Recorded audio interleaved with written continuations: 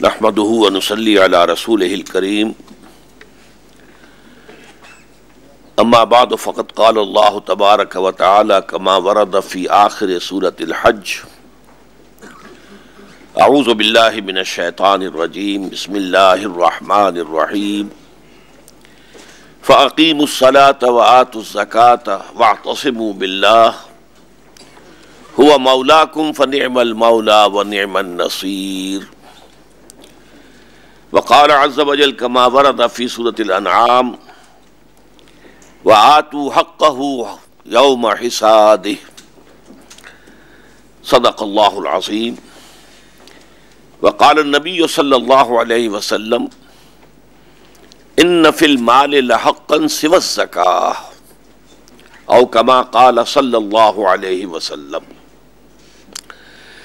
رب اشرح لي صدري ويسر لي امري واحلل عقدة من لساني يفقهوا قولي اللهم ربنا الهمنا رشدنا واعذنا من شرور انفسنا اللهم ارنا الحق حقا وارزقنا اتباعه وارنا الباطل باطلا وارزقنا اجتنابه آمین یا رب العالمین۔ معزز حاضرین، یہ بہت مناسب بات ہوئی ہے کہ ابتدائی کلمات جو ابھی آپ نے سنے ان میں یہ وضاحت کر دی گئی کہ ٹیکنیکل اور فنی امور اس وقت زیادہ زیر بحث نہیں ہیں، بلکہ خاص طور پر اس حوالے سے کہ اس ملک میں سود کے بارے میں، امتناع سود کے بارے میں ہمارے ملک کی اعلیٰ ترین جو عدالت ہے اس میں ایک بحث چل رہی ہے، تو مناسب سمجھا گیا ہے کہ اسے عام فہم انداز میں، اور میں اس کے لیے لفظ استعمال کروں گا کہ فنڈامنٹلز جو ہیں ہمارے دین کے، مالیات کے اور معاشیات کے، ان پر گفتگو کی جائے۔ ویسے بھی ظاہر بات ہے کہ میں نہ اقتصادیات کے میدان کا آدمی ہوں، میں کبھی بھی اکنامکس کا طالب علم نہیں رہا، پھر فائنینس اور مالیات جو ہے وہ اور ایک زیادہ پیچیدہ اور ٹریکی سبجیکٹ ہے، اس میں میرا کوئی گزر نہیں ہے۔ میں اپنے آپ کو فنڈامنٹلسٹ ہی مانتا ہوں کہ اسلام کے جو فنڈامنٹلز ہیں، جو بنیادیں ہیں، چونکہ میں قرآن کا طالب علم ہوں اور قرآن کا دعویٰ ہے ہدی للناس ہونے کا، تمام انسانوں کے لیے ہدایت، ہر دور کے لیے، لہذا اس میں گویا کہ انسانی زندگی کے جملہ پہلوؤں کے لیے ہدایت اور رہنمائی موجود ہے، فنڈامنٹلز موجود ہے، تو ان فنڈامنٹلز ہی پر بات ہوگی انشاءاللہ۔ سب سے پہلا نقطہ جو سامنے آتا ہے کہ جب ہم یہ دیکھتے ہیں اسلامی ریاست میں محصولات کا یا ٹیکسوں کا نظام، تو اس میں گویا کہ یہ چیز امپلائیڈ ہے کہ اسلامی ریاست میں ٹیکس ہوتے ہیں یا ہوں گے، یا جب اسلامی ریاست ایک مثالی قائم تھی خلافت راشدہ کی تو اس میں بھی ٹیکس تھے، اور اس سے یہ بات ثابت ہوتی ہے کہ اسلامی ریاست کا جو معاشی نظام ہے وہ ایک اعتبار سے کیپٹلسٹک نظام سے مشابہ ہے، اس لیے کہ کمیونسٹ نظام میں، کمیونسٹ اکانومی میں کسی ٹیکس کا سوال ہی نہیں، تمام جو بھی املاک ہیں وہ حکومت کی ہیں، نیشنلائزڈ ہیں، وہاں تو کام کرنے والے کو صرف اپنی مزدوری ملتی ہے، باقی اللہ اللہ خیر صلی اللہ، باقی سارا حکومت کا ہے، تو اب ٹیکس کا وہاں کوئی سوال نہیں، ٹیکس فری سوسائٹی کہہ لیجئے اس کو، بلکہ ساتھ ہی نوٹ کر لیجئے انٹرسٹ فری سوسائٹی، وہاں انٹرسٹ کا بھی کوئی سوال نہیں تھا۔ یہ دونوں چیزیں جو ہے کمیونسٹ اکانومی میں بالکل خارج از بحث ہے۔ تو ٹیکسیشن تو ہوتی ہے ایک کیپٹلسٹک سوسائٹی میں، تو اس اعتبار سے مجھے اتفاق ہے کہ اسلام کی جو تعلیمات ہیں ان میں جو خاص طور پر معاشیات سے متعلق ہیں ان کا ایک رخ جو ہے وہ یقیناً کیپٹلزم سے مشابہ ہے اور بہت حد تک مشابہ ہے، لیکن یہ کل ٹروتھ نہیں ہے، ٹوٹل ٹروتھ نہیں ہے۔ کل سچ جو ہے وہ یہ ہے کہ اسلامی تعلیمات کا ایک اور پہلو بھی ہے جس کی بڑی گہری مشابہت سوشلزم کے ساتھ ہے، اور اسلام پر غور و فکر کرتے ہوئے اور اسلامی تعلیمات کو سمجھنے کے لیے ضروری ہے کہ ان دونوں پہلوؤں کو بیک وقت نگاہ میں رکھا جائے۔ دیکھیے، ایک ہے لیگل لیول، کسی شے کا قانونی سطح، اور ایک ہے اسپرچول لیول، اخلاقی level, ethical and spiritual level. ان دونوں میں فرق بھی ہوتا ہے اور بعض اوقات تضاد بھی ہوتا ہے۔ مثال کے طور پر اگر کوئی شخص آپ کو تھپڑ مار دے بلا وجہ، اب اگر تو صورت یہ ہے کہ آپ کمزور ہیں، ضعیف ہیں، بدلہ نہیں لے سکتے، تب تو ظاہر بات ہے آپ کے لیے کوئی آلٹرنیٹو ہے ہی نہیں۔ دہر درویش بر جان درویش، اپنی جگہ پر چاہے آپ کتنے ہی اندر کھول کر رہ جائیں لیکن آپ کو اقدام نہیں کر سکتے۔ لیکن فرض کیجئے کہ آپ اس پر قادر ہیں کہ بدلہ لے سکیں، جوابی تھپڑ رسید کریں، لیکن یہاں اسلام کی تعلیمات آپ کے سامنے دو آلٹرنیٹو رکھتی ہے، دو متبادل صورتیں ہیں۔ ایک اخلاقی سطح، روحانی سطح، وَإِن تَعْفُوا وَتَصْفَحُوا وَتَغْفِرُوا، اگر تم معاف کر دو اور بخش دو اور چشم پوشی سے کام لو تو یہ چیز جو ہے تمہاری روحانی ترفع کے لیے، تمہاری روحانی ترقی کے لیے یہ پہلو بہت مفید ہے۔ وَالْقَاظِمِينَ الْغَيْظَ وَالْعَافِينَ عَنِ النَّاسِ، تعریف اور مدح کے انداز میں فرمایا، وہ لوگ کہ جو اپنے غصے کو پی جانے والے ہیں اور وہ لوگ کہ جو لوگوں کو معاف کر دیتے ہیں۔ تو یہ اسپرچول لیول ہے، انڈیویجول ایمینسیپیشن اور ترفع روحانی اگر حاصل کرنی ہے تو اس کے لیے ضروری ہے کہ عفو سے، درگزر سے کام لیں۔ لیکن معاشرے کی بہتری، دنیا میں نظام کو چلانے کے لیے قصاص، وَلَكُمْ فِي الْقِصَاصِ حَيَاتٌ يَا أُولِي الْأَلْبَابِ، اے ہوش مندو قصاص میں زندگی ہے۔ اس نے آج آپ کو تھپڑ مارا، آپ معاف کر دیں گے تو شاید اس کو جرأت ہو کہ کل کسی اور کو مارے، لیکن اگر آج اسے جوابی تھپڑ رسید ہو جائے، اس کے ہوش ٹھکانے آ جائیں تو ہو سکتا ہے کہ پھر آئندہ وہ جرأت نہ کرے۔ دنیا کا قانونی نظام جو ہے وہ قصاص پر چلتا ہے، عفو پر نہیں چلتا۔ وَلَكُمْ فِي الْقِصَاصِ حَيَاتٌ يَا أُولِي الْأَلْبَابِ، قصاص میں بدلہ لینے میں زندگی ہے اے ہوش مندو۔ لیکن یہاں معاملہ کیا اجتماعی نظام کا ہے؟ اجتماعی نظام کے اعتبار سے اور قانونی سطح پر قصاص، لیکن اخلاقی اور روحانی سطح پر عفو اور درگزر۔ اب دونوں چیزیں بظاہر بالکل متضاد ہیں، لیکن یہ ہے کہ یہ دونوں چیزیں اسلام کی تعلیمات میں نے قرآن حکیم کی آیات کا حوالہ دے کر ثابت کر دیا، یہ دونوں اس کے اندر موجود ہیں۔ اسی طرح اسلام کا جو معاشی نظام ہے وہ بھی دو ہیں، ایک لیگل لیول پر ہے، ایک اسپرچول لیول پر ہے۔ اسپرچول لیول کی بات سمجھ لیجئے، یہ اس لیول پہ 4 کارڈینل پرنسپلز ہیں اسلام کی معاشی تعلیمات کے۔ نمبر 1، اس کائنات میں کوئی مخلوق کسی شے کی مالک نہیں ہے، ملکیت صرف اللہ کی ہے۔ للہ ما فی السماوات و ما فی الارض، آسمان اور زمین میں جو کچھ ہے اللہ کا ہے۔ تم خود اللہ کے ہو، تمہارے تو ہاتھ پاؤں بھی تمہاری اپنی ملکیت نہیں ہے، یہ بھی اللہ کی مقدس امانت ہے تمہارے پاس۔ تمہارے کان اور تمہاری آنکھیں بھی اللہ کی مقدس امانت ہیں تمہارے پاس۔ اب اس سے باہر جو کچھ ہے، کوئی مکان ہے، کوئی جھونپڑا ہے، کوئی اور ساز و سامان دنیاوی ہے، تو مالک نہیں ہو اس کے، مالک اللہ ہے۔ این امانت چند روزہ نسد ماست، در حقیقت مالک ہر شے خداست، ہر شے کا مالک اللہ ہے۔ تو گویا کہ ملکیت انسانی کس سرے سے نفی، کوئی کسی شے کا مالک نہیں۔ اسی سے مسئلے حل ہو جائیں گے جو ہمارے ہاں بڑے بحث میں رہے ہیں ایک زمانے میں، جبکہ لیفٹسٹ رائٹسٹ ہمارے ہاں کافی ایک جو ہے وہ چل رہی تھی کشمکش، تو یہ بحثیں زیر بحث آتی تھی۔ آج اس کے لیے اگر میری یہ باتیں آپ سمجھ لیں گے تو بہت سے عقدے حل ہو جائیں گے کہ حضرت ابو ذر غفاری نے جو کیا تھا وہ کیوں کیا تھا، اور کنٹروورسی ہوئی تھی تو کیا تھی۔ تو ایک ہے اسلام کا روحانی نظام کہ ملکیت صرف اللہ کی ہے، انسان کے پاس جو کچھ ہے صرف امانت ہے۔ نمبر 2، چاہے محنت تم نے کی ہو، ہل تم نے چلایا ہو، بیج تم نے ڈالا ہو، آبیاری تم نے کی ہو، پھر فصل تم نے کاٹی ہو، لیکن جو کچھ مل جائے اسے اللہ کا فضل سمجھو، اپنی کمائی نہ سمجھو۔ زمین و آسمان کا فرق ہے۔ ایک یہ کہ میں اور میری کمائی اور میری صلاحیت اور میری محنت، نہیں، اس کی نفی۔ اللہ کا فضل ہے، اور فضل اس شے کو کہتے ہیں کہ جو بلا استحقاق ملے، اجرت اور فضل کا یہی فرق ہے، اجر اور فضل، اجر اور اجرت ایک ہی شے ہے۔ اجرت یا اجر جو ہے وہ حساب سے ہے کہ آپ نے محنت کیا کی ہے، اس محنت کا یہ بدل ہے، وہ آپ کا حق ہے۔ لیکن ایک یہ کہ فضل، آپ نے کسی شخص کو اپنے ہاں پورے دن کے لیے، دہاڑی کے لیے رکھا، مزدور کو طے ہوا 100 روپے آپ کو شام کو اس کو دے دیں گے، آپ نے شام تک دیکھا، آبزرو کیا کہ بہت محنت سے اس نے کام کیا ہے، اس سے بجائے 100 کے 110 یا 120 روپے دے دیے آپ نے۔ 100 اس کی اجرت ہے، 20 آپ کی طرف سے فضل ہے۔ یہ اس کی طرف سے ڈیمانڈ نہیں ہو سکتی تھی، اس کا مطالبہ نہیں ہو سکتا تھا، لیکن یہ کہ یہ آپ نے دیا ہے اپنی مرضی سے اضافی طور پر، تو یہ فضل ہے۔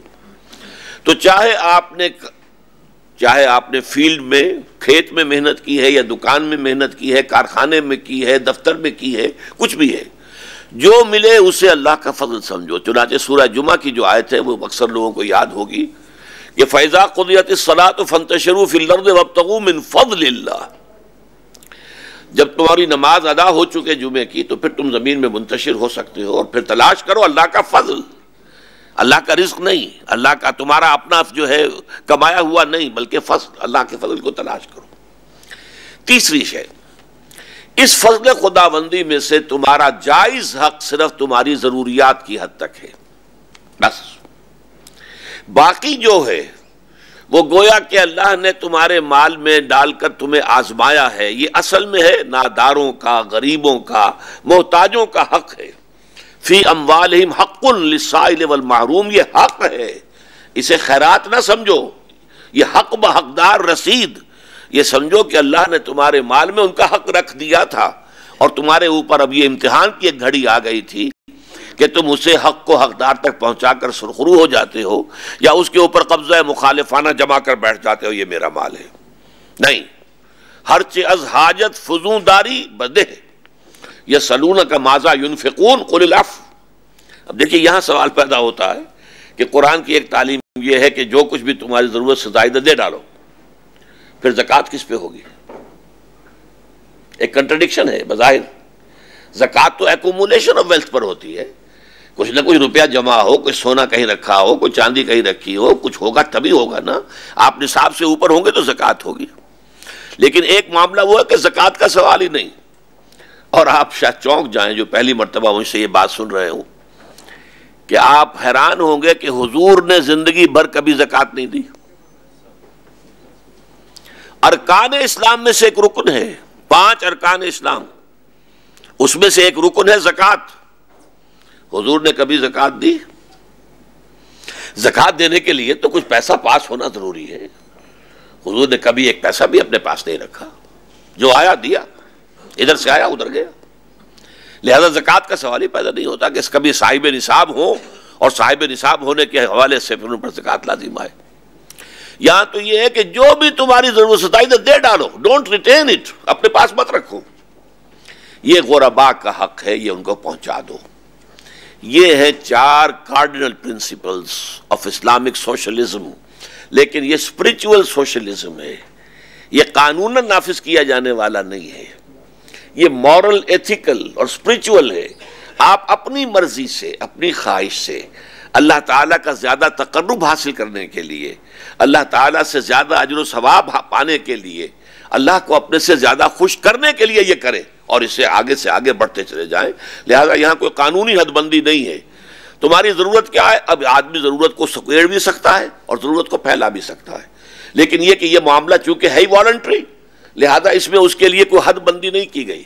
قانون کا جہاں معاملہ آئے گا زکوٰۃ کا، تو وہاں ظاہر بات ہے کہ حد بندی کرنی پڑے گی کہ اس لائن سے اوپر ہوگے تو تم ڈونرز میں شمار ہوگے، اب تمہیں زکوٰۃ دینی ہے، اور اس لائن سے نیچے ہوگے تو تم ریسیپینٹس میں شمار ہوگے، اب تم زکوٰۃ سے فائدہ حاصل کر سکتے ہو۔ لیکن یہاں کوئی نہیں ہے، یہ آدمی کے اپنے جذبے پر ہے۔ ایک آدمی ہے کہ جو اپنے معیار کو کم سے کم تر کرتا چلا جاتا ہے، زیادہ سے زیادہ نکالتا ہے اللہ کی راہ کے لیے۔ ایک آدمی وہ ہے کہ جو سب کچھ کماتا ہے اسے وہ اپنے اوپر ہی خرچ کر دیتا ہے، چلیے رکھا تو اس نے کچھ نہیں اپنے پاس، لیکن یہ کہ اللہ کے راستے میں بھی اس نے کچھ نہیں دیا، اس لیے کہ سارا کچھ اس نے اپنی ضروریات ہی پر، چاہے اس میں اسراف ہوا، تبذیر ہوئی، خرچ کر لیا۔ بہرحال یہ ہے 4 cardinal principles of Islamic economic system at the spiritual level. لیکن اب آئیے لیگل لیول پر کیا ہے۔ لیگل لیول پر اسلام کا نظام جو ہے وہ controlled, limited, controlled and internally managed capitalism ہے، اس لیے کہ کیپٹلزم کے تمام کارڈینل پرنسپلز موجود ہیں۔ پرائیویٹ اونرشپ، لیگل لیول پر اونرشپ ہے، یہ مکان آپ کا ہے، آپ اس کے یو اون اٹ، آپ اس کے مالک ہیں، یہ دکان آپ کی ہے، یہ کھیت آپ کا ہے، یہ کارخانہ آپ کا ہے۔ تو گویا کہ پرائیویٹ اونرشپ جو کیپٹلزم کی پہلی بات ہے، بنیاد ہے، اس میں اسلام میں موجود ہے۔ نمبر 2، اس میں اوپن کمپٹیشن موجود ہے۔ آپ اپنی چیز پر جتنی زیادہ محنت کریں گے اتنا زیادہ اگر آپ کو ملے گا تو وہ آپ کا ہوگا۔ اس حوالے سے آدمی پرسنل انسینٹیو ہوگا کام کرنے کا، محنت کرنے کا، اور جب اوپن کمپٹیشن میدان میں آ جائے گا تو آپ بہتر سے بہتر چیز پروڈیوس کرنے کی کوشش کریں گے تاکہ لوگ زیادہ میری شے کو خریدیں، اس میں امپرومنٹ ہوگی۔ پھر اس میں مارکیٹ اکانومی، ڈیمانڈ اور سپلائی کے اصول، ڈیمانڈ زیادہ ہو گئی ہے، سپلائی کم ہے کسی شے کی، قیمتیں جو ہیں وہ بڑھ جائیں گی، بڑھنے دو۔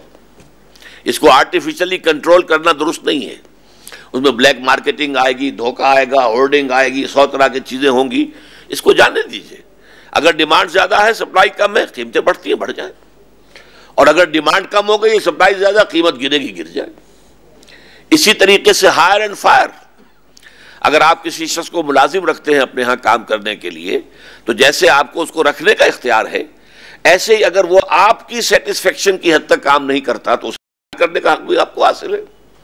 آپ شام کو کہہ سکتے ہیں کہ کل سے مجھے آپ کی خدمات کی ضرورت نہیں ہے، آپ جائیے اور کیشیئر سے اپنا چیک لیتے جائیے، اللہ اللہ خیر صلی اللہ، امریکہ میں یہی ہوتا ہے، کوئی نوٹس پیریڈ دینا لازم نہیں ان پر۔ ہائر اینڈ فائر، یہ سارے اصول جو ہیں اسلامی معیشت میں موجود ہیں، اور نوٹ کیجئے انہی اصولوں کی وجہ سے کیپٹلزم کامیاب ہوا، کمیونزم ناکام ہو گیا۔ حالانکہ ویٹ گروئنگ ایریا جو ہے وہ امریکہ کا کم تھا، رشیا کا بہت بڑا تھا، لیکن رشیا امپورٹ کرتا تھا اور امریکہ ایکسپورٹ کرتا تھا۔ کیوں؟ یہاں یہ کہ پرائیویٹ اونرشپ ہے، کوئی شخص زیادہ محنت کرے گا، زیادہ پروڈیوس کرے گا، اس کے بعد دولت زیادہ ہوگی، he will own more۔ وہاں کیا ہے؟ وہاں پہ تو یہ کہ کام جتنا بھی کریں آپ جو ہے بہت ہی ہمت کریں، بہت زیادہ کام کریں تو اس کا جو فاضل کوئی بات ہوگی آپ کو نہیں ملے گا کچھ بھی۔ تو why to work harder؟ کیوں آپ محنت کریں؟ آپ بس جیسا بھی ہے مارے باندھے کی جو بھی کام ہے وہ تو کرنا ہی کرنا ہے، اس کے بعد آپ کے لیے تو فکس سیلری ہے، فکس ویجز ہیں، اس کے بعد کچھ بھی نہیں۔ لہذا وہ فیل ہو گئے اور امریکہ کا اور مقبرہ بن گیا کمیونزم کا رشیا ہی کے اندر جہاں وہ پیدا ہوا تھا، اور ایک ہی صدی میں ہو گیا۔ 1917 میں وہ اس کی پیدائش ہوئی تھی اور 1980 کے آس پاس اس کا مقبرہ بھی بن گیا۔ تو یہ صورتحال ہوئی ہے کمیونزم کی، کیوں ہوئی ہے؟ انہی اصولوں کی وجہ سے۔ Private ownership, personal incentive, open competition, market economy, hire and fire, یہ اصول اسلام میں ہیں۔ البتہ اسلام نے اس کو چین کیا ہے کیپٹل کو، یہ جن ہے، جیسے حضرت سلیمان کے جنات کے بارے میں آپ نے پڑھا کہ وہ زنجیروں میں جکڑے ہوئے ہوتے تھے، جب ان سے کام لیا جاتا تھا تب بھی جکڑے ہوئے۔ سرمایہ بہت بڑا جن ہے۔ مجھے یہاں ایک بات یاد آ رہی ہے، وہ آپ کو بتا دوں۔ ایچ جی ویلز نے جو ہسٹری آف دی ورلڈ پر 2 کتابیں لکھی ہیں، short history of the world and concise history of the world, اس میں سے مجھے اب یاد نہیں کون سی میں ہے، اس نے بڑی پیاری بات کہی ہے کہ رومن امپائر کے زمانے میں دنیا میں کرنسی کا رواج ہوا ہے۔ اس سے پہلے دنیا کا پورا کاروبار جو ہے بارٹر پر چلتا تھا۔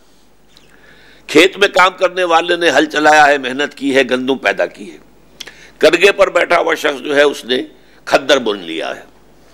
اب اس کی ضرورت ہے گندم کی، اس کی ضرورت ہے کھدر کی، وہ ایکسچینج کر لیا، اللہ اللہ خیر صلی اللہ۔ اب اس میں نہ ہورڈنگ ہو سکتی، ہورڈنگ کیا کریں گے؟ کتنی کھدر آپ اپنے پاس روک کے رکھ لیں گے، کتنے عرصے رکھ لیں گے، اور کتنی گندم آپ سنبھال کر رکھ لیں گے؟ تو سمپل اکانومی تھی۔ جب آ گیا معاملہ کہ یہ 1 تولہ سونا مساوی ہے اتنے من گندم کے، اور یہ 1 تولہ سونا مساوی ہے اتنے تھان جو ہیں وہ کھدر کے، اب یہ تولہ آپ نے اپنے پاس رکھ لیا تو آپ کے پاس ایک پرچیزنگ جو ہے کیپیسٹی ہے، طاقت ہے، اور اس کے بل پر آپ مینوور کر سکتے ہیں مارکیٹ کو اوپر نیچے لے کر جانا۔ یہ سارا کام تو اس پر جملہ بڑا پیارا لکھا ہے کہ انسان کو معلوم نہیں تھا کہ اس نے کرنسی کی ایجاد کے ذریعے سے کتنی بڑی لعنت کا طوق اپنے گردن میں ڈال لیا ہے. یہ لعنت کا طوق، یہ جیولز کے الفاظ ہیں جو میں آپ کو سنا رہا ہوں. اس نے اپنی گردن میں ڈال لیا، اس کی وجہ سے ساری پیچیدگیاں پیدا ہوئی. اسلام نے سرمایہ کو چین کیا ہے، زنجیروں میں باندھ دیا. سود نہیں ہوگا، صرف سرمایہ کو کمائے، یہ غلط ہے. سرمایہ کے ساتھ محنت ہو، اوکے گو اہیڈ، کام کرو کماؤ، لیکن سرمایہ صرف کمائی کے لیے ایجنٹ بن جائے کہ میں نے تو بینک میں رکھوا دیا، مجھے تو پیسے ملنے چاہیے، اللہ اللہ خرچ اللہ، میری محنت کا کوئی سوال نہیں. یا میں نے کسی کو دے دیا پیسہ، بھائی تم نے مجھے اتنے % سے مجھے دینا ہی دینا ہے، میری محنت کا اس میں کوئی سوال نہیں. خالص سرمایہ، اس کی بعض چیزوں کو جائز قرار دیا ہے، بعض چیزوں کو.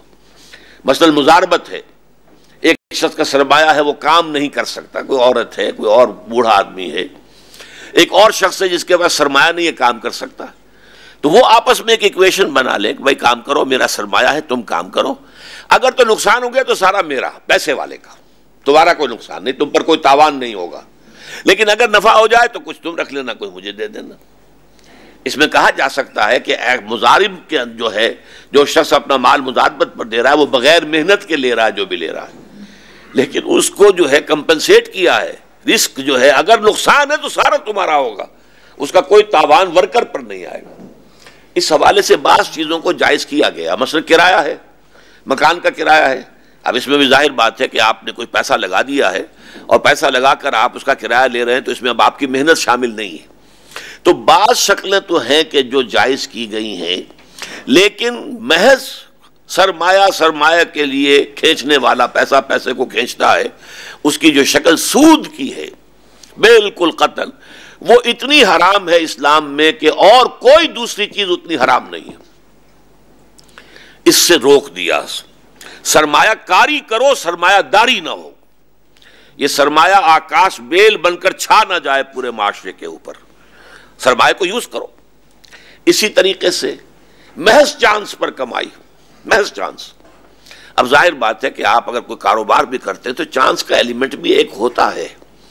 کبھی اتنی ہی محنت، اتنا ہی سرمایہ زیادہ آپ کو نفع دے جاتا ہے، کبھی اتنی ہی محنت، اتنا ہی سرمایہ جو ہے وہ بجائے نفع کے نقصان دے جاتا ہے. ہو سکتا ہے چانس کا معاملہ ہے، چانس کو آپ جو ہے بالکل ایریڈیکیٹ نہیں کر سکتے، لیکن محض چانس، داؤ لگانا، یہ سود، اس کی جوا، اس کی جتنی شکلیں حرام مطلق. تو اس حوالے سے اسلام نے یہ کیا ہے کہ سرمایہ داری کو چین کیا، اس کے پاؤں میں زنجیریں ڈال دی سرمایہ کے، کہ یہ اپنی حد کے اندر رہے، اس سے آگے بڑھ کر آکاش بیل نہ بن جائے. اس لیے یہ لمیٹڈ اور کنٹرولڈ کیپٹلزم ہے. پھر اس میں انٹرنل مینجمنٹ ہے. یہ اصطلاح آپ میں سے اکثر حضرات کے علم میں شاید ہوگی کہ کیپٹلزم جہاں بھی ہوگا اور فری اکانومی ہوگی اور کمپٹیشن ہوگا تو ظاہر بات ہے کچھ لوگ آگے نکل جائیں گے، کچھ پیچھے رہ جائیں گے. یہ تو صرف ہو سکتا ہے کمیونسٹ نظام کے اندر کہ نہ کوئی آگے نہ کوئی پیچھے، سب برابر. فری اکانومی ہے، انٹرپرائز ہے، آپ کی محنت ہے، آپ بھاگ رہے ہیں، کوئی زیادہ کر رہا ہے، کوئی کم کر رہا ہے، کوئی زیادہ ذہین ہے، کوئی اتنا باصلاحیت نہیں ہے، تو کچھ آگے نکل جائیں گے، کچھ پیچھے رہ جائیں گے. اس جو گیپ ہے اس کو فل کرنے کے لیے ضروری ہے کہ کوئی ایسا نظام ہو کہ پیچھے رہنے والے جو ہیں وہ بھوکے نہ مریں. ان کی بنیادی ضروریات کی کفالت ہو جانی چاہیے لا محالہ. یہ ہے کام کہ جو آپ کو معلوم ہے سوشل سیکیورٹی کے نام سے، ویلفیئر کے نام سے، پوری دنیا میں ان ایمپلائمنٹ جو الاؤنس کے نام سے پوری دنیا میں کیپٹلزم کو کرنا پڑا ہے. اس کا کم سے کم لیول ہے امریکہ میں. امریکہ جو ہے بدترین جو ہے کیپٹلسٹک کنٹری ہے. اسکینڈینیوین کنٹریز میں یہ جو ہے یہ بہت اونچا لیول ہے سوشل جو سیکیورٹی کا ہے اور ویلفیئر کا ہے. اور برطانیہ وغیرہ بین ہے. بہرحال امریکہ سے وہ بھی بہت آگے، امریکہ سے کینیڈا بھی بہت آگے. امریکہ میں ویلفیئر ہے لیکن بہت لمیٹڈ ہے. لیکن یہ ہے انٹرنل مینجمنٹ آف کیپٹلزم. اس لیے کہ اگر کچھ لوگ بالکل بھوکے رہیں گے تو وہ تو تمہارا آ کر پیٹ پھاڑیں گے. پھر تو ظاہر بات ہے کہ ان کو کچھ نہ کچھ دینا، سسٹیننس جو ہے ان کے لیے ہونا چاہیے، تاکہ یہ کہ وہ تمہارے پیٹ نہ چاک کریں اور تمہارے اوپر حملہ آور نہ ہو جائیں. یہ نظام ہے جو کیپٹلزم کو اختیار کرنا پڑا ہے ایک ضرورت کے طور پر. اسلام نے اس نظام کو بہترین طریقے پر حل کیا. وہ زکوٰۃ کا نظام ہے. تُؤْخَذُ مِنْ أَغْنِيَائِهِمْ ترد الی فقرائہم، یہ جو فری اکانومی کا نظام ہم نے قائم کیا ہے، اس میں سے کچھ لوگ آگے نکل جائیں گے، کچھ پیچھے رہ جائیں گے. جو اس لائن سے اوپر گیا وہ ڈونیٹ کرے گا، ڈونر ہے، وہ دے گا، اور جو اس سے نیچے ہے وہ ریسیپینٹ ہے. اللہ اللہ خیر صلی اللہ. اس کا یہ مطلب نہیں ہے کہ صرف بھوکا مرتا آدمی ہی زکوٰۃ کا حقدار ہے، نہیں، جس کے پاس جو ہے وہ نصاب نہیں ہے وہ زکوٰۃ کا حقدار ہے. لائن تو وہ ڈیوائڈنگ لائن، وہ نصاب ہے. جو اس سے اوپر ہے وہ ڈونر ہے، جو اس سے کم ہے وہ ریسیپینٹ ہے. لیکن میں بعد میں اگر وقت ہوا تو عرض کروں گا کہ یہ مغرب کے ویلفیئر نظام سے بدر جہاں بہتر اور اعلیٰ نظام ہے یہ. اور آج مغرب کو تو مصیبت پڑی ہوئی ہے، وہ اپنے اب ویلفیئر نظاموں کو پیچھے لا رہے ہیں، کم کر رہے ہیں، اس لیے کہ وہ مس یوز ہو رہا ہے، بری طریقے سے مس یوز ہو رہا ہے. اسلام کا معاملہ کیا ہے؟ ایک طرف یہ نظام قائم کر دیا، دوسری طرف یہ بات بھی کہہ دی کہ دیکھو یہ صدقات اور زکوٰۃ یہ لوگوں کے میل کچیل ہیں، بچو ان سے، محنت کرو، مشقت کرو. ایک غریب آیا مانگنے کے لیے، آپ نے فرمایا تمہارے پاس کچھ ہے؟ کہ جی بس ایک چادر ہے اور ایک وہ کٹورا ہے اور کچھ بھی نہیں ہے. دے آؤ. نیلام کروایا، فرمایا جاؤ اب اتنے پیسے لے جاؤ اور جو ہے ایک کلہاڑی کا پھل جو ہے وہ لے آؤ بازار سے. اس میں اپنے دستے مبارک سے دستہ ڈالا کہ جاؤ اب اور لکڑیاں کاٹ کر لاؤ اور بیچو اور گزارا کرو. اور کچھ عرصے کے بعد میرے پاس آنا آیا تو وہ خوشحال تھا کہ حضور میں نے واقعتاً میری تو صورت دنیا بدل گئی. تو اس کو یہ نہیں کہا گیا کہ آپ اس کو ہنین مریا ماں کے دودھ کی طرح سمجھ لیں، شیر مادر سمجھ لیں، نہیں. وہاں کیا معاملہ ہے؟ وہ شیر مادر ہے اور اس کے اندر مس یوز بھی ہوتا ہے. تو اسلام نے اس کے اندر جو ایک تعلیم رکھی ہے کہ جو بیلنس کرنے والی ہے، اس کی وجہ آپ دیکھتے ہیں کہ بہت سے مواقع پر ایسا ہوا ہے خلافت راشدہ میں کہ لوگ زکوٰۃ لے کر نکلتے تھے کہ وہ لے لے اور لینے والا کوئی نہیں تھا.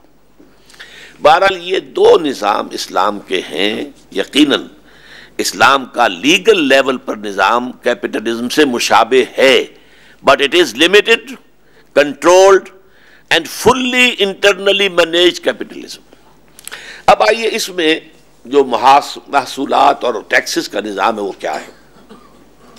اس میں پہلی بات ایک اور جو سمجھنے کی ہے کہ اسلامی ریاست جو ہے آئیڈیولوجیکل ریاست ہے. اس کا مکمل شہری صرف مسلمان ہوتا ہے، غیر مسلم اس کا مکمل شہری نہیں ہے. اب اسے دنیا تانے دے، ہم پر فقرے چست کرے کہ سیکنڈ ریٹ سٹیزن تم نے بنا دیا، جو چاہے کہے، وہ مکمل شہری نہیں ہے، وہ ذمی ہے. لیکن ذمی کے معنی کیا ہے؟ اس کو گالی بنا دیا گیا. ذمی کہتے ہیں جس کی حفاظت کا ذمہ اسلامی ریاست لیتی ہے. ذمہ داری سے، یہ اردو کا لفظ ذمہ داری فارسی کا بن گیا، داری جو ہے ذمہ داری، ذمہ جس کی حفاظت کا ذمہ اسلامی ریاست لیتی ہے وہ ذمی ہے. تو ذمی کی پوزیشن اور ہے، غیر مسلم کی اور مسلم کی اور ہے. ٹیکسیشن کے اندر بھی ان دونوں میں زمین و آسمان کا فرق رہے گا. مسلمان سے زکوٰۃ لی جائے گی، جو بھی اس کے پاس کیش وغیرہ ہے اور جو بھی مال ہے، تجارتی اسباب ہیں، ان سب کا 2.5% دے دیجیے. لیکن غیر مسلم سے زکوٰۃ نہیں لی جائے گی، جزیہ لیا جائے گا. لیکن جزیہ کیا ہے؟ یہ بھی کوئی گالی نہیں ہے. جزیہ جزا ہے، جزا سے بنا، بدل ہے کہ جو حفاظت جو ہے اسلامی ریاست تمہیں دے رہی ہے، در حقیقت اس کا بدل ہے کہ جو تم دے رہے ہو. اس لیے کہ ہر مسلمان تو اسلامی ریاست میں لازماً فوجی خدمات سر انجام دینے پر مجبور ہے. جب چاہیں گے اسے کال کر لیا جائے گا. جیسے آج آپ کو معلوم ہے اسرائیل میں ہے یا چائنا میں ہے پیپلز آرمی، اسلامی ریاست کا تصور تو وہ ہے، ہر شہری جو ہے وہ سپاہی ہے. لیکن آپ غیر مسلموں کو، ذمیوں کو مجبور نہیں کر سکتے.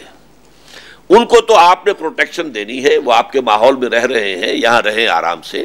ان کی جان، مال، عزت، آبرو، ہر شے کو پروٹیکٹ کیا جائے گا. انہیں مذہبی آزادی دی جائے گی. ان کی عبادت گاہوں کی حفاظت جو ہے مساجد سے بھی زیادہ کی جائے گی. ان کے پرسنل لا میں انہیں پوری اجازت ہوگی.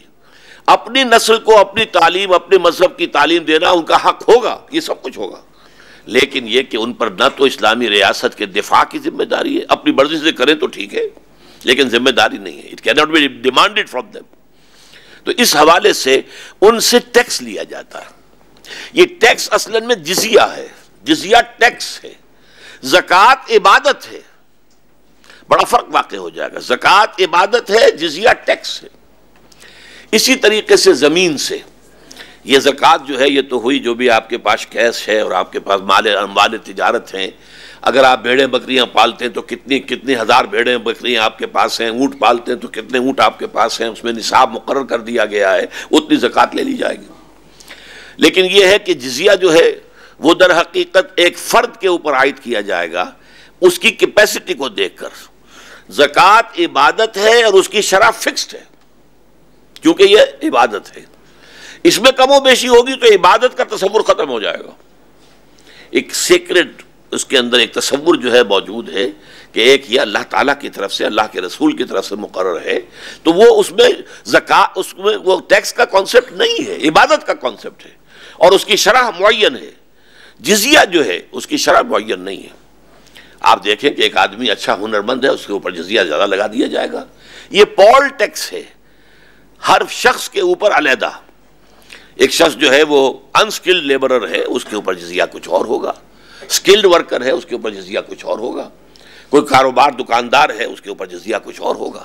تو یہ جزیہ جو ہے اس کی کوئی شرح معین نہیں ہے, بلکہ یہ شرح اونچی نیچی کی جا سکتی ہے. And it can vary from individual to individual. ایک شخص کے لیے اور ہے, دوسرے کے لیے اور ہے. اچھا, اب زمین کا مسئلہ آتا ہے. زمین اگر مسلمان کی ہے یا عشری ہے, یہ میں بعد میں بیان کروں گا کہ اس اصطلاح کا مطلب کیا ہے, تو اس میں سے 10واں حصہ یا 20واں حصہ پروڈیوس کا.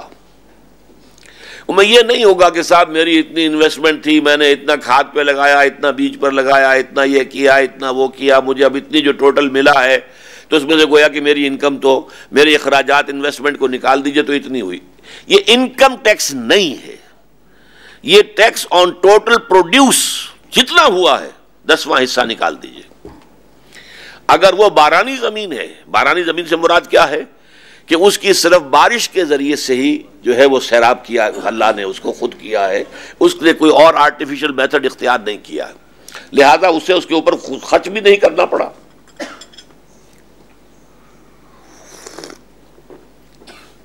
لیکن اگر ہے وہ فرض کیجئے کہ ٹیوب ویل لگایا ہوا ہے, اس میں اس نے جو ہے وہ بجلی خرچ کی ہے یا ڈیزل آئل خرچ کیا ہے, تو وہاں 20واں حصہ رہ جائے گا. اگر نہر سے ہے تو آبیانہ دیا ہے, لہذا عشر جو ہے وہ نصف عشر رہ جائے گا 5%. اگر وہ بارانی زمین ہے, اللہ تعالیٰ نے ہی سیراب کیا براہ راست اپنی بارش بھیج کر, تو اس کا 10واں حصہ ہوگا 1/10. یہ ہے عشری زمین سے کہ جو ملکیت ہی ہوتی ہے. اب یہ سمجھ لیجئے کہ جو خراجی زمین ہے, غیر مسلم کی زمین خراجی ہے. اور ایک اور معاملہ کہ جتنی زمینیں بھی, جتنے ممالک بھی مسلمانوں نے بزور شمشیر فتح کیے تھے, ان کی سب کی اراضی خراجی ہیں, وہ کسی کی ملکیت نہیں ہے. یہ بہت اہم مسئلہ ہے, اسے سمجھ لیجئے اچھی طریقے سے, تھوڑا سا دماغ پر زور ڈالنا ہوگا. دیکھیے, جب حضرت عمر رضی اللہ تعالیٰ عنہ کے زمانے میں عہد خلافت میں شام فتح ہو گیا, عراق فتح ہو گیا, ایران فتح ہو گیا, مصر فتح ہو گیا. اس کو کہتے ہیں the fertile crescent of the middle east. Fertile crescent, بے شمار جو وہاں کی پیداوار. چند ہزار تھے مسلمان فوجی صحابی کہ جن کے ذریعے سے اللہ نے یہ بڑے بڑے ملک فتح کرا دیے. اب انہوں نے مطالبہ کیا کہ یہ ساری زمینیں جو ہیں, یہ سارے علاقے جو ہیں, یہ سارے شہر جو ہیں, یہ مال غنیمت ہے. مال غنیمت کے مطابق کیا ہے, 1/5 تو اسٹیٹ کو جائے گا, بیت المال کو. 4/5 جو ہے وہ تقسیم ہو جائے گا جو مجاہدین ہیں ان میں, تو ہمیں دیجئے زمینیں. حضرت عمر کے ذہن میں ایک بات آئی کہ اگر یہ سب کچھ ابھی تقسیم کر دیا گیا تو بعد میں آنے والے مسلمانوں کے لیے کیا بچے گا. نمبر 2 یہ کہ یہ اتنی بڑی اب ہماری مملکت بن گئی ہے, ہمیں سرحدوں پر چوکیاں بنانی ہوں گی, مستقل فوجی رکھنے ہوں گے. ابھی تک تو معاملہ آپ کو معلوم ہے یہ کہ صرف والنٹیئرز ہوتے تھے, ہر مسلمان فوجی تھا. مطالبہ آیا 10,000 آدمی چاہیے, 10,000 نکل گئے, چلے گئے, باقی آرام سے گھروں میں سوئیں. لیکن آخر یہ اتنی بڑی مملکت کی حفاظت جو ہے ڈیفنس کے لیے, گویا کہ اب وہ ایک ریاست کا تصور, اس کے تقاضے جو ہیں وہ سامنے آ رہے ہیں. ان فوجیوں کی تنخواہیں کہاں سے آئیں گی؟ تو حضرت عمر رضی اللہ تعالیٰ عنہ نے کہا کہ یہ در حقیقت مال فے ہے, مال غنیمت نہیں ہے. مال غنیمت صرف وہ ہوگا جو عین میدان جنگ میں محاذ جنگ پر حاصل ہوا ہو. تلواریں ہیں، زرہیں ہیں، ڈھالیں ہیں، یا بھیڑیں بکریاں، جو بھی سامان رسد گوشت کے لیے انہوں نے ساتھ رکھا ہوا تھا، یا اونٹ تھے یا گھوڑے تھے، یا جو قیدی وہاں پر قید کر لیے جائیں گے میدان جنگ میں وہ غلام ہو جائیں گے، اور جو بھی وہاں پر اگر کوئی عورت ہے تو وہ کنیز ہو جائے گی. یہ نہیں ہے کہ سارا ایران اب قیدی ہو گیا اور ساری ایران کی عورتیں جو ہیں کنیزیں بن گئی، اور سارا عراق جو ہے وہ بھی قیدی ہو گیا اور سب کے سب لوگ جو ہیں غلام ہو جائیں گے، تقسیم کر دیے جائیں، ایک ایک آدمی کے حصے میں ہزار ہزار غلام آ جائے گا.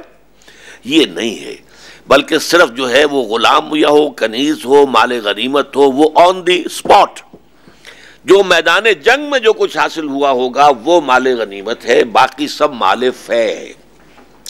مال فے کا حکم جو ہے قرآن مجید میں 28ویں پارے کے اندر آتا ہے سورہ حشر میں، وہ کل کا کل بیت المال کا ہوتا ہے، اس میں کسی اور کا، کسی مسلمان کا، کسی فوجی کا، مجاہد کا کوئی حصہ نہیں. اس سے اب عالم اسلام میں اراضی کی دو مستقل قسمیں ہو گئی ہیں، اس کو نوٹ کر دیجئے. یہ ہمارے اکثر لوگ واقف نہیں ان چیزوں سے بالکل. عشری ملکیتی ہوتی ہے، خراجی کسی کی ملکیتی نہیں ہے، وہ اسلامی ریاست کی ملکیت ہے. عشری وہ زمین ہے جس جگہ کے لوگ بغیر لڑے بھڑے ایمان لے آئے. مثال کے طور پر مدینہ منورہ کے لوگ تھے، حضور نے مدینے کو فتح تو نہیں کیا تھا، مدینے والے تو خود جا کر حضور کو لے کر آئے تھے. وہاں کی زمینیں عشری نہیں، ملکیت ہی رہیں. عشری کا مطلب کیا ہے؟ وہ 10% یا 5% وہ دیں گے اور باقی ان کا اپنا رکھیں اپنے پاس. اسی طریقے سے نوٹ کر لیجئے، اس وقت دنیا میں یہ جو ملک ہیں، انڈونیشیا، ملیشیا، یہاں کی ساری زمینیں عشری ہیں. یہاں کبھی مسلمانوں نے فوج کشی نہیں کی، یہاں کبھی جو ہے فتح نہیں کیا گیا انہیں. مسلمان تاجر گئے اور ان کی تبلیغ سے یہ لوگ ایمان لے آئے. یہ سب عشری زمینیں ہیں. عشری زمینوں سے عشر یا نصف عشر لیا جائے گا، بات ختم. لیکن باقی جو بھی ملک فتح ہوا ہے بزور شمشیر، اس کی زمینیں خراجی ہیں، وہ کسی کی ملکیت نہیں ہے، بلکہ وہ حکومت کی ہے. حکومت انہیں دے گی لوگوں کو کہ وہ اس کو کاشت کرے، اور اس میں سے خراج، and it can be 50% even، وہ خراج جو ہے اس کی کوئی شرح نہیں ہے.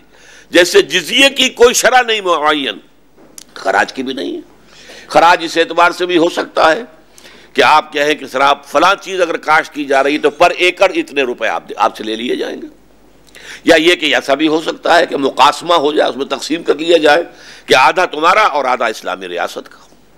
یہ ہے خراجی زمینیں. تو اسلامی ریاست میں نقطہ آپ کے سامنے بیان یہ کر رہا تھا کہ یہ ٹیکسیشن اور محصولات جو ہیں محاصل، ان میں بڑا بنیادی فرق ہے مسلمان اور غیر مسلم کے مابین. مسلمان کا معاملہ یہ ہے کہ وہ اسلامی ریاست کا نہ صرف وفادار ہے، خیر خواہ ہے، وہ اسے پروموٹ کرنا چاہتا ہے، اس کے لیے اپنی جان دینے کو تیار ہے، اس کی حفاظت کے لیے، بلکہ اللہ تعالیٰ کے دین کو اور دنیا میں وسیع علاقے میں پھیلانے کے لیے. اس کا معاملہ یہ ہے کہ اس سے زکوٰۃ لی جائے گی، عشر لیا جائے گا.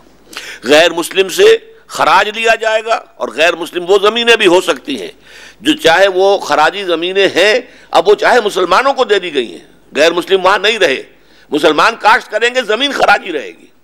اور ایک دفعہ اگر وہ خراجی معین ہو گئی ہے تو وہ ہمیشہ کے لیے خراجی رہے گی، وہ عشری میں تبدیل نہیں ہوگی. اچھا، اسی طریقے سے یہ موقع ہے تو آپ جان لیجئے دو اور اصطلاحات بھی زکوٰۃ کے بارے میں. ابھی میں نے آپ سے کہا تھا کہ زکوٰۃ لوگ لیے پھرتے تھے اور لوگ نہیں لیتے تھے، لینے والا کوئی نہیں تھا، قبول کرنے والا کوئی نہیں تھا. اس میں سوال یہ پیدا ہو سکتا ہے کہ زکوٰۃ تو اسلامی ریاست لیتی ہے، پھر کیسے سوال پیدا ہوا کہ لوگ لے کر پھر رہے ہیں کہ کوئی قبول کر لے اور وہ قبول کرنے والا کوئی نہیں، یہ کیسے ہو گیا؟ تو زکوٰۃ کے اعتبار سے بھی جو مال ہیں ان کی دو قسمیں کی گئی ہیں، اموال ظاہرہ، اموال باطنہ. اموال ظاہرہ کیا ہے؟ یہ دکان ہے، اس میں 5 لاکھ کا مال پڑا ہوا ہے، ظاہر ہے، یہ کوئی تکیوں میں چھپا کر تو نہیں رکھا گیا ہے، کوئی ٹرنکوں کے اندر تو نہیں سنبھال کے رکھا گیا ہے. یہ گوڈاؤن ہے، اس میں اتنا مال پڑا ہے. یہ کارخانہ ہے، اتنا انفنشڈ خام مال موجود ہے، اتنا فنش پروڈکٹ موجود ہے. اتنی روئی ہے، اتنا دھاگا ہے، یا اتنا دھاگا ہے، اتنا کپڑا ہے. جو بھی کوئی شے ہے وہ گویا کہ یہ اموال ظاہرہ میں سے ہے.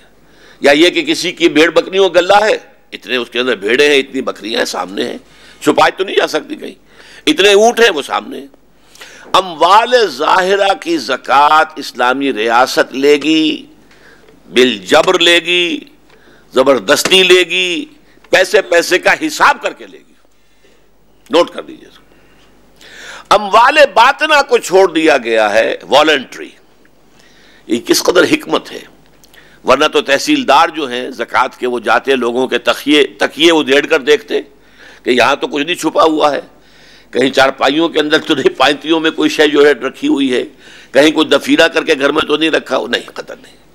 یہ چیزیں اموال باطنہ میں سے ہیں. اب یہ والنٹری بیسس پر ہے، اس کا تعلق جو ہے انسان کے اپنے ایمان سے ہے. وہ ایمان اور اللہ پر اس کا یقین اگر ہے، آخرت کا یقین ہے، تو وہ خود دے گا. وہ تو عبادت ہے، عبادت کے طریقے سے اسے دینا ہے. اس میں انہیں اختیار ہے کہ وہ چاہیں تو وہ حکومت کو دے دیں اور چاہیں تو خود دیں غربا کو. یہ اختیار موجود ہے. اگر حکومت کو دیں گے تو ظاہر بات ہے کہ حکومت جو بھی اس کے مسائل، جو اس کے اخراجات کے جو بھی ہیں منزل، ان میں خرچ کرے گی. لیکن اپنے طور پر دینا چاہیں، کبھی وقت انسان کو ہوتا ہے کہ میں خود دوں، اپنے ہاتھ سے دوں. اگر اس میں کوئی خوشی کا احساس ہوتا ہے تو پھر غربا کو تلاش کیجیے. اور یہ شکل ہو گئی تھی حضرت عمر کے زمانے میں. مال غنیمت اتنا آ گیا تھا اور اتنا تقسیم ہوا تھا کہ اب لوگ جو ہے وہ اپنے اموال باطنہ کی زکوٰۃ لے کر پھرتے تھے اور کوئی ان کا لینے والا نہیں تھا، کوئی قبول کرنے کو تیار نہیں تھا، اس لیے کہ اتنی خوشحالی پیدا ہو چکی تھی. اب آئیے اسلامی ریاست کے اور سورسز کیا ہیں. دیکھیے، خمس، مال غنیمت میں سے خمس، مال فے پورا کا پورا. مال فے اسے کہتے ہیں کہ جو غیر مسلموں سے کوئی شے حاصل ہوئی ہو بغیر لڑے ہوئے. ایسے ہی آپ نے الٹیمیٹم دیا، انہوں نے سرنڈر کر دیا، لڑائی کی نوبت نہیں آئی. اب جو کچھ بھی حاصل ہوگا وہ پورا کا پورا بیت المال کا ہے. اس میں کسی کے کوئی مجاہد اور کوئی بھی ان میں جو لڑائی میں جو بھی حصہ لیتا، اگر لڑائی ہوتی اس کا کوئی کلیم نہیں. اسے فے کہتے ہیں. فے کل کا کل بیت المال کا. اور جہاں جنگ ہوئی اور اس کے نتیجے میں کچھ جو ہے مال غنیمت حاصل ہوا، اس کا 5واں حصہ بیت المال کا. اس کے علاوہ کنز اگر کہیں سے نکل آئے، کسی کی زمین میں سے کوئی خزانہ کہیں کوئی دفن کیا گیا ہو، وہ نکل آیا اتفاقاً، اس میں سے بھی خمس جائے گا بیت المال کا. باقی اس شخص کا ہوگا جس کی زمین میں وہ برآمد ہوا. اسی طریقے سے رکاز، معدنیات، یہ علاقہ ہے، یہ فلاں قبیلے کا ہے یا فلاں کا کی ملکیت ہے علاقہ، اس میں سے اگر کوئی معدنیات نکلتی ہے اس میں سے بھی خمس اسلامی ریاست کا ہوگا. باقی اس علاقے کے لوگوں کا ہوگا. اسلام کا نظام جو ہے اس معاملے میں وہ مختلف علاقائی جو ہیں ان کی بھی جو ہے بہبود کو پیش نظر رکھتا ہے کہ وہ ان کی در حقیقت ان کے علاقے میں مال نکلا ہے، یہ اللہ تعالیٰ کا ان پر فضل ہے، ان پر خاص ان کی اللہ کی عطا ہے، لہذا وہ ان کی ملکیت قرار پائے گا. اس کے علاوہ عشور تھے. عشور ویسے تو بنا ہے عشر سے ہی، اس لیے کہ یہ عشر کے حوالے سے تمام ہی ان طرح کے ٹیکسز کو عشور کہا جانے لگا. امپورٹ ایکسپورٹ پر یہ موجود تھے. بعض لوگوں کا یہ خیال ہے کہ اسلامی ریاست میں زکوٰۃ کے بعد کوئی ٹیکس نہیں ہے. یہ بڑا یعنی یوں سمجھیے کہ عامیانہ سا خیال ہے، ایسی بات نہیں ہے. زکوٰۃ کا مین مقصد اس گیپ کو فل کرنا ہے between the haves and the have knots.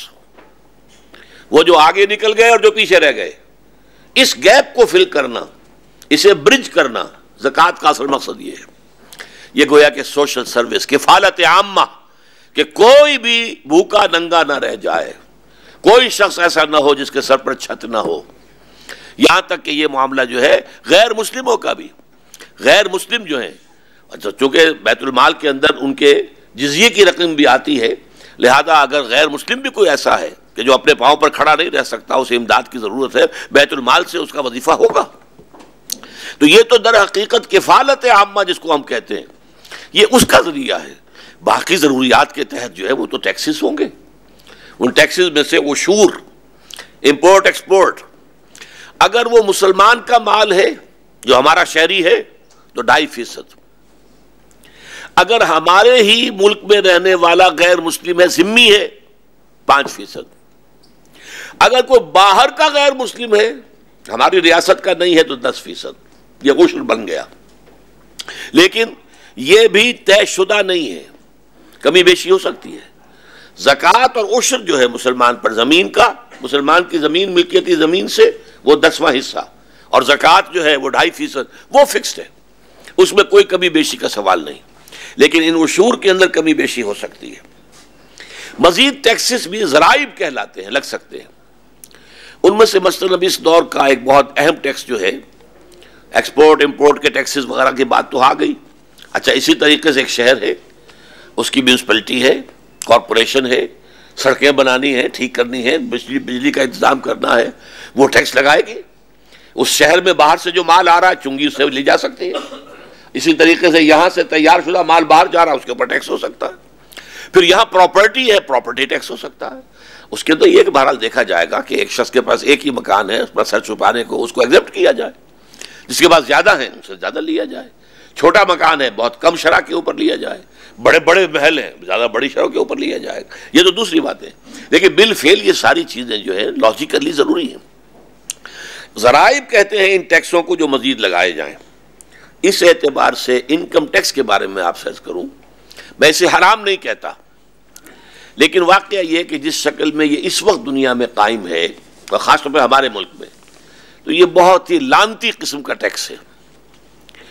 اس میں سب سے پہلی بات تو یہ سمجھ لیجئے کہ میں نے ایک مقالہ پڑھا تھا، اب سے کافی پرانی بات ہے، کوئی 20 سال پرانی، سید نصرت حسین بخاری جو چیف ایگزیکٹو تھے جو حیدری انٹرنیشنل فائنینس کے، انہوں نے مقالہ لکھا تھا tax on income versus tax on produce and position.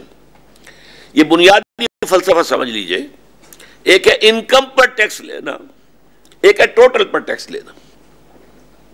Income میں آپ کو حساب کرنا پڑے گا، پچھلے سال آپ کا سٹارٹنگ کیپٹل کیا تھا، اس کے بعد آپ نے کیا گنوایا یا کمایا، آپ کو نفع ہوا یا نقصان ہوا، اس کا پورا حساب، اب اس پر انکم جو ہے وہ معین ہو گئی، اس سے آپ نکالیے۔ اور ایک شکل یہ ہے کہ صاحب آپ نے گنوایا یا کمایا ہم نہیں جانتے۔ زکوٰۃ کا معاملہ کیا ہے؟ پچھلے سال آپ کی دکان میں 10 لاکھ کا مال تھا، 10 لاکھ پر ہم نے لے لیا تھا 2.5%۔ آج آپ نے 5 لاکھ گنوا دیے، 5 کا رہ گیا تو 5 پر دیجیے، دینا ہی دینا ہے۔ زکوٰۃ کا معاملہ یہ وہ تو ٹوٹل پر ہے، اس کا انکم سے لاس سے سرے سے کوئی تعلق نہیں۔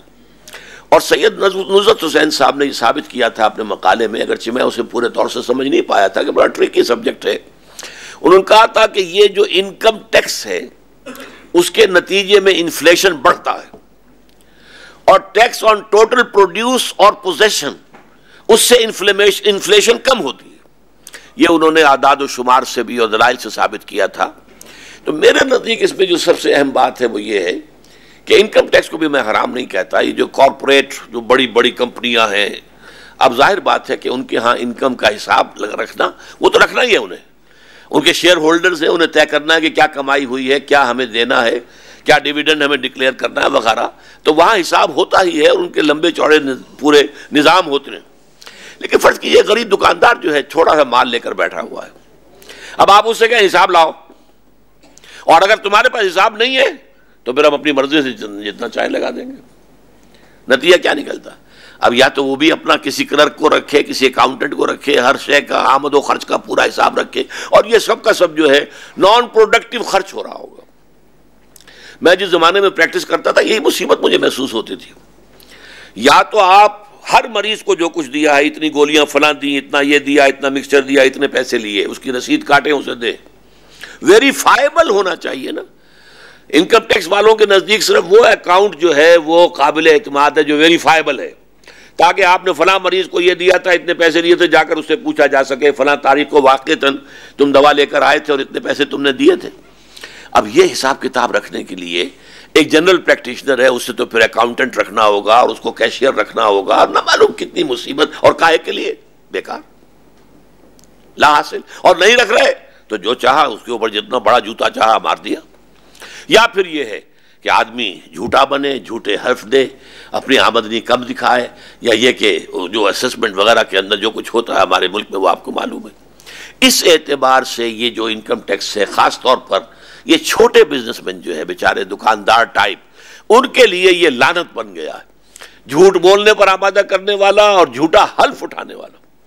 لیکن یہ ہے کہ بڑے لوگوں پر اگر بڑی کمپنیوں کے اوپر اگر یہ ہو بھی تو اس کے اندر کوئی حرج نہیں ہے، اس میں کوئی شے حرام کی نہیں ہے، مباحات کے اندر داخل ہے، اگرچہ جیسا کہ میں نے عرض کیا جب یہ خراج اگر آ جائے، اب پاکستان کی زمینوں کے بارے میں ایک رائے ہے یہ ساری خراجی زمینیں، اور یہ بات قاضی ثناء اللہ پانی پتی نے کہی ہے جو پچھلی صدی کے ہندوستان کے سب سے بڑے محدث، سب سے بڑے مفسر، سب سے بڑے فقیہ، سب سے بڑے مفتی، سب سے بڑے مرشد، سلسلہ نقشبندیہ مجددیہ کے بہت بڑے آدمی، انہوں نے لکھی ہے کتاب ما لا بد منہ، اور اس میں لکھا یہ فقہ کی یوں سمجھیے پرائمر ہے فقہ کا جو ہمارے ہاں کے سارے دینی مدارس میں پڑھائی جاتی ہے، دی پرائمر قاعدہ ہے فقہ کا کہ جو دیوبندی بریلوی دونوں میں، حنفی میں اہل حدیث کے ہاں نہیں پڑھائی جائے گی، شیعوں کے ہاں نہیں پڑھائی جائے گی، لیکن حنفی جو ہیں ان کی مدارس کے اندر چاہے وہ دیوبندی ہو چاہے وہ بریلوی ہو، لکھا ہے پورے ہندوستان میں کوئی زمین عشری نہیں ہے، لہذا میں عشر کے مسائل ہی نہیں لکھتا، خام خواہ طلبہ کے ذہنوں پر بوجھ ڈالنا کاہے کو جبکہ عشری زمین ہے ہی نہیں۔ بدقسمتی سے پاکستان میں آ کر مولانا مفتی محمد شفیع اللہ تعالیٰ ان کی مغفرت کرے، میرے نزدیک ان سے بہت بڑی خطا ہوئی، انہوں نے پاکستان کی زمینوں کو عشری قرار دیا، ان کے نزدیک خراجی ہے، عشری ہے ہی نہیں، عشری کا وجود ہی نہیں، تو پاکستان کہاں سے وجود میں آیا؟ ہندوستان ہی کی سے برآمد ہوا ہے نا، لہذا یہاں پر انہوں نے لکھ دیا یہ کہ یہ عشری زمینیں ہیں، عشری زمینیں تو ملکیتی ہیں، لہذا ان کے بیٹے نے تقی عثمانی صاحب نے تو جو اپیلیٹ بینچ تھا، شریعت appellate bench of supreme court جو آج کل بھی سن رہا ہے سود کا معاملے والا، کل میں بھی دیکھ کر آیا ہوں وہاں پہ ان کی کارروائی کا مشاہدہ کر کے آیا ہوں، تو اس کے اندر بیٹھ کے انہوں نے فیصلہ کر دیا کسی زمیندار سے 1 انچ زمین بھی آپ نہیں لے سکتے، کوئی مزید زرعی اصلاحات اس ملک میں نہیں ہو سکتی جب تک یہ فیصلہ قائم ہے شریعت کورٹ کے اپیلیٹ بینچ کا، سپریم کورٹ کا اپیلیٹ بینچ۔ یہ غنیمت ہے، اور ان کا جو ہو گیا سو ہو گیا، جو ہو گیا ایوب خان کے زمانے میں پھر بھٹو کے زمانے میں، چلیے ہم کنڈون کرتے ہیں، یہ نہیں کہ وہ بھی واپس دی جائیں زمینیں، نہیں، لیکن یہ ہے کہ آئندہ نہیں لے سکتے۔ اس کا توڑ کیا ہے؟ یہ ثابت ہو جائے کہ یہ زمینیں خراجی ہیں تو کسی کی ملکیت ہے ہی نہیں۔ ملکیت کے بارے میں ہے کہ ہاں صاحب یہ اینک میری ہے، آپ مجھ سے نہیں لے سکتے، ہاں آپ خرید لیں مجھ سے، یا یہ کہ میں آپ کو ہدیہ کر دوں، زبردستی مجھ سے نہیں لیں گے آپ، وہ تو چوری شمار ہوگی، ڈاکہ ہوگا، جو بھی ہوگا۔ اسی طریقے سے ملکیتی زمین آپ نہیں لے سکتے کسی کی، لیکن جب ملکیتی ہے ہی نہیں، ساری جو ہے یہ امت مسلمہ کی مجموعی ملکیت ہے، تو ان کے اوپر جو ہے نیا بندوبست اراضی ہو سکتا ہے، اور یہ جب تک خلافت عثمانیہ برقرار تھی 1924 تک، شام بھی چونکہ ایک صوبہ تھا خلافت عثمانیہ کا، شام کے جو اس زمانے میں بعد میں صدر بنے ہیں اور وہ ایگزائل میں آ کر ابو ظبی میں مقیم تھے، تو جنرل امتیاز صاحب جو اس زمانے میں چونکہ وہ بھٹو صاحب کے ساتھیوں میں سے تھے، جب ضیاء الحق صاحب آئے ہیں تو پھر وہ یہاں سے ملک سے فرار ہو کر وہ بھی ابو ظبی کے اندر مقیم تھے، انہوں نے مجھے وہاں بتایا کہ شام کے سابق صدر نے بتایا ہے کہ 1924 تک شام میں نظام جو تھا وہ یہی تھا کہ زمینیں سب سرکاری ہیں، کسی کی انفرادی نہیں، اور سرکار کی طرف سے ملتا ہے، سر اتنا علاقہ آپ کو دیا جا رہا ہے کاشت کرنے کے لیے، آپ اس میں سے اتنا خراج ہمیں دیں گے، اور وہ بھی موروثی نہیں، یہ نہیں ہے کہ باپ اگر کاشت کر رہا تھا تو اس کے بعد اس کا بیٹا خود بخود اس کا مزارع بن گیا، موروثی مزارعت جو کہلاتی، نہیں، باپ کے بعد اثر نو جو ہے وہ فرمان حکومت ایشو کرے گی کہ یہ فلاں شخص کے نام اب زمین ہے اور اس سے جو ہے خراج لیا جائے گا۔ خراج کے ذریعے سے اتنی آمدنی اس ملک میں ہو سکتی ہے کہ پھر انکم ٹیکس کی حاجت ہی نہیں رہے گی، سرے سے ہو بھی تو بڑی بڑی کمپنیوں کے اندر۔ اسی طریقے سیلز ٹیکس کا معاملہ غلط نہیں ہے، حرام نہیں ہے، اس میں بھی بات یہ رکھنی چاہیے کہ جو بنیادی ضرورت کی چیزیں ہیں ان کے اوپر نہ ہو، مستثنی ہو، بلکہ انہیں تو سبسڈائز کیجئے، جیسا کہ آپ کو معلوم ہے امریکہ میں بھی سبسڈائزڈ ہے، ملک ہے، فلاور ہے، یہ سب کے سب سبسڈائزڈ ہوتے ہیں، سعودی عرب میں سبسڈائزڈ ہے، چینی سبسڈائزڈ ہے، تو سبسڈائز کیجئے، لیکن اس سے اوپر کی چیزیں خاص طور پر جیسے جیسے لگژوریس آئٹمز آتے چلے جائیں ان پر بھاری سے بھاری ٹیکس جو ہے لگایا جائے، سیل ٹیکس، ان میں کوئی حرج نہیں، تو یہ چیزیں مباحات کے دائرے میں آتی ہیں۔ بہرحال انکم ٹیکس کا معاملہ جہاں تک تھا وہ میں نے آپ سے عرض کر دیا ہے کہ اس میں حسابات کے رکھنے کا معاملہ چھوٹے کاروباری لوگوں کے لیے بہت غلط ہے، لیکن یہ ہے کہ اس کو اگر رکھنا بھی ہو تو جو بڑی فرمیں ہیں، لمیٹڈ کمپنیز ہیں، ان کے بڑے بڑے آفس ہیں، ان کے اکاؤنٹس ہیں، اور انہیں وہ رکھنے پڑتے ہیں، اس لیے کہ پبلک لمیٹڈ کمپنی ہے تو انہیں تو دیکھو ہر حساب ان کا جو ہے اس کو دیکھا جائے گا، اس کی جانچ پڑتال ہوگی۔ بہرحال یہ کچھ باتیں تھیں کہ جو میرے علم میں تھیں اس محصولات کے زمانے میں کے مسئلے میں نے آپ کے سامنے رکھا۔